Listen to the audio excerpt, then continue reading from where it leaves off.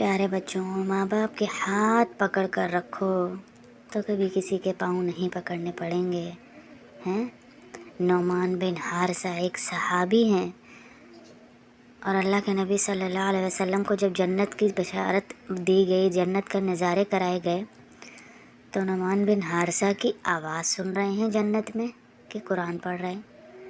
تو اللہ کے نبی بڑے حیران ہوئے اور جبرائیل کریم سے کہا کہ حارثہ تو ابھی زندہ ہے، نعمان بن حارثہ تو ابھی زندہ ہیں اور دنیا میں ہیں، تو جنت میں ان کی آواز کیسے آ رہی ہے؟